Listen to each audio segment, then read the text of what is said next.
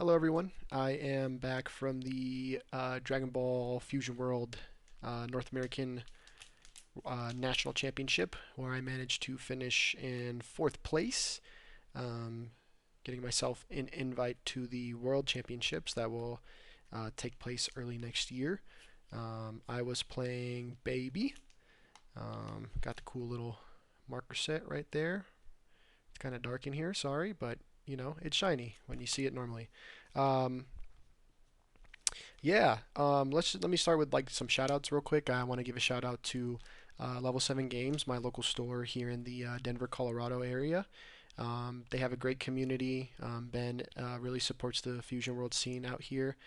Shout out to all the local guys, Kenny, Jake, Trevor, everybody else, if whoever I'm forgetting it. There's so many of you guys. I appreciate the support this weekend from my run. So shout out to you guys. You guys are great testing partners, great players, and really appreciate you guys. I want to give a shout out to my girlfriend also. She's been very supportive these you know with me playing card games and everything, especially the past 3 weeks. When the set was revealed, I kind of told her I'm gonna gotta put my head down, kind of grind this out. Thankfully, the results did show from that, so I want to just give her a huge thank you and a huge shout out for sticking through it these last 3 weeks while I was kind of no life in it testing. So thank you. And finally, I want to give a special shout out to all the boys I stayed with, the 5 of us in the hotel room. 4 of us did manage to make top 16, which was very fortunate and very successful run for us. First, I'll start with Mike Medina. He's playing Red Beerus. He did bubble at X2 in like the 30s. Mike's a great player, man, and I know he was super close. I think the next one he'll get it for sure.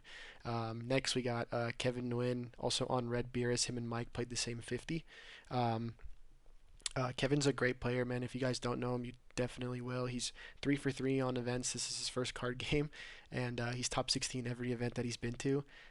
He's a great player, an even better guy. So yeah, I would be shaking in my boots sitting across from him if I was you. Uh, Third, I got Tommy Nguyen as well. Tommy is a great guy. He was playing Yellow Boo.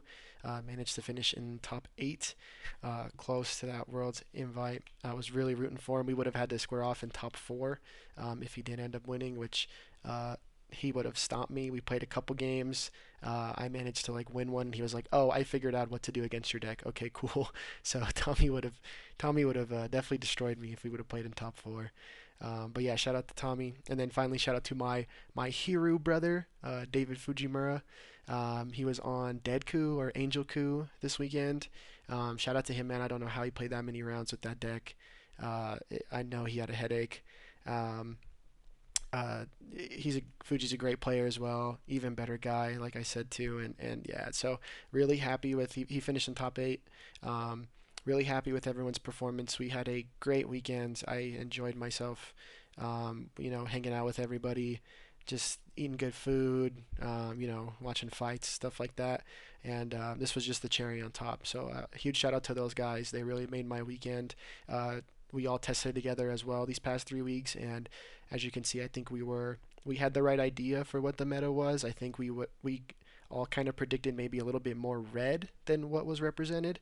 Um, as you can tell by some of what they decided to play with, like Beerus and even playing like TOP into Baby and other aggro decks specifically. It was a good, I think we had the right idea, and we definitely executed. So huge shout out to those guys. Let's just get into the list now, and we will get going. So first we have 4 Mews and 4 Baby possessed boy form. Mew is obviously here. We're playing the Rildo chain. If you guys haven't seen my list already, we are on the Rildo chain. Um, yeah, Mew has great utility. You can grab 3-drop Baby as well, or even 4-drop Baby. You can grab this guy too. He's got a decent amount of targets, and he's also great to kind of set up turn 1 if you do decide to play the Baby on turn 3. You have something to combo on board in case they swing into it. So Mew he's a solid card for sure. Um, uh, Baby possessed boy form. This one, I would say it can be flexible at times. Sometimes it is a little dead. The best play I do have with it is on 5 if I have a marker or just 5 energy. I go Ape into like the Rildo chain. While I have the 3-drop on board, I will play this, and then I'll just kind of swing with whatever swing I have left. I will combo the 3, play the 4, combo this, play the Trunks. Swing with Trunks, swing with the 4, combo the Trunks, grab 2 things back. If you have another Rildo piece in hand, you can grab part of the chain back. If you're, trying to maybe set up to kill next turn, you grab some 10k. So he does add a lot of utility. I definitely say he's the best played alongside Trunks, but still a great card overall. Definitely still a great card. I think there is room to maybe cut him down to 3 if I'm being completely honest. But yeah, I wanted max consistency this weekend, as you can kind of tell by my list. Next, we'll move on to the 2s. I got 4 Bola, 4 Trunks, and 4 Goten. Bola is definitely more important in this version compared to others because she does have the option to take a life when played. This deck can survive without marker. It can kind of do what it needs to. It doesn't rely on the marker like the other, mid-range Saiyan versions. But she can be important, especially, like I said, just because of the self-awakening option. So she plays a very big role in this deck. Trunks, arguably the best card in the deck. I think a lot of people are in agreement that this card is snapped.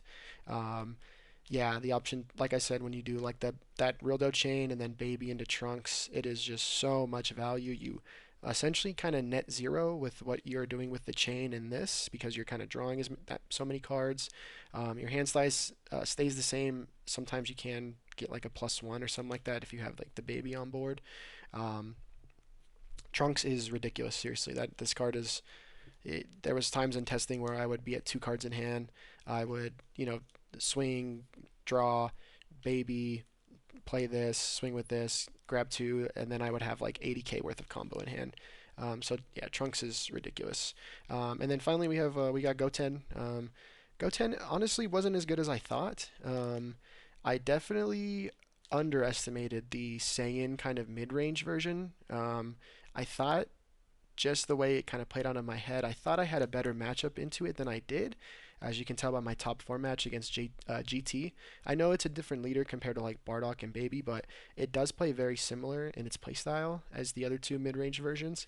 I thought this card would just single-handedly put in work, but it really wasn't enough. So yeah, this card, that Saiyan mid-range version, I played it for the first like week or so. I wasn't a huge fan of it, and then I kind of got a whiff of the Rildo version, and that kind of played more with what I thought would do better into this event, just because new cards, aggro, people are still figuring out ratio, stuff like that.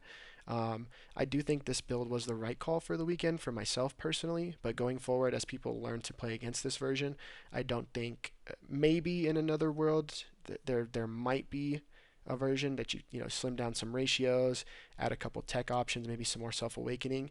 The Rildo chain is the better version, but I do think that the mid-range Saiyan one, it is a better deck than this. I can say that after this weekend. But just for release weekend, going into it, the mid-range Saiyan one I wasn't as comfortable with, even though I did play Bardock and everything in the previous set. So yeah, moving on, we got some of the kind of boss monsters, I guess you could say. We got 3-drop Baby and 4-drop Ape, Great Ape Baby. 1-drop Baby, or excuse me, 3-drop Super Baby 1. Great card. Like I said, if you can kind of have a Mew established on board, there can be turns even when you're not awakened that you can still do this into like another 2-drop. Swing with both if you think you can keep them alive or if they won't die, and then you can combo the Mew to still get a draw from this. I don't really recommend that as much. You want to have them poke into your leader if you can. But it is an option. Obviously, the Mew is also, this works defensively as well. If they decide to swing into it, you can combo the Mew defensively to draw a card.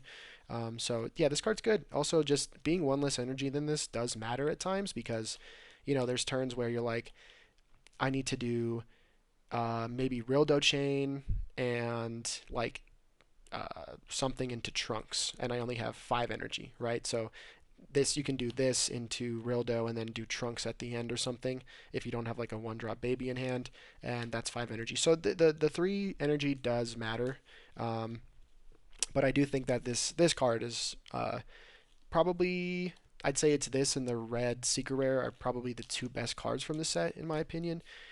This card is ridiculous. Yeah, 30k body that combos with 3 or less. Um, it's fantastic. This card it put in a lot of work. People had to answer it. They have to respect it. If they let it sit there for a turn, it just accrues so much value. So, yep, ape. And then moving on, we do play the Rildo chain, as I mentioned before. Easily the best one in the deck is the 2-drop because it is a Self-Awakener. Hardest part about this deck, I said this in another deck profile with on Mike's channel. Hardest part about this deck is drawing these cards when you need them. If you have them, when you're ready, when they're awakened and you're kind of ready to push, it's fantastic. If you can follow it up again, even better, right? But the hardest part is just drawing these, having them when you need them. Maybe you need to charge one because you have, I don't know, a super combo and apes, whatever it is, right? If you have multiples, sometimes sitting on multiples as well is good, especially if you have like multiple 4s. On the trunks, which you can grab back, is these two will be in your drop, obviously, because you swung and comboed them. When you combo off the trunks, you can just grab these two back, have another chain for next turn. So there would be times where I would have to charge multiple 4s. It sucked. I like having multiple 4s in hand because, as mentioned, these you don't need to draw as much. But the 2 is so important. I mean, Self-Awakening in this deck is, you have to stay on pace with your awakening. If you can awaken yourself and your opponent around the same time, I'd say you're usually winning most games. I can say that. Finally, we have some of the generic stuff. So we got 4 Glorio, 2 of the Double Strike Bardoks, and then 4 Supers. Glorio's awesome. I think people definitely acknowledge this card coming into the weekend. It has probably the craziest stat line in the game. 2-drop 25k if you or your opponent have a marker. It can replace itself if your opponent has a marker, and it's a 10k combo. Yeah, this card it's so good when it like comes up. When it doesn't come up, again, at the very worst, it is a 10k. So yeah, I would definitely keep playing 4 of this going forward in most black decks. 2 Double Strike Bardoks. Like I mentioned before, I think maybe you could cut down to like 3 babies if you really want to try to push things. I do want to play a third of this because there was times where I would draw this in my opening hand and I need to keep some of my combo pieces, so I would charge it, and then later in the game I would be forced to play a second one to kind of answer something on board, and that didn't really feel that good because I would prefer to kill somebody with this card, but sometimes the deck, it just kind of went so quick that they would go to, they'd stay alive at 2, but they would pass to you. You'd have something on board. They're at 2 life with like 4 or 5 cards in hand. So I think this is a necessary evil. It's important that people know you play it. But I really didn't kill as many people with this as I thought I would over the weekend. Card is still fantastic. It is really the only like top end removal that you have in the deck too. So it's pretty important. And then finally, supers. Nothing really crazy there. Yeah, overall, like I said, a great weekend. Really happy with everyone's performance that I stayed with. Like I said, it was just kind of the cherry on top that we all just made top 16. Had a lot of fun out there in Texas. Catch me at Worlds. I don't know what I'm going to be playing. I don't know if it's going to be a version of this, if I'm going to switch to something else, but yeah, got some testing to do for January as the meta maybe gets a bit more established too, so we'll wait and see. Thanks for watching, appreciate you all, and take it easy. Bye bye.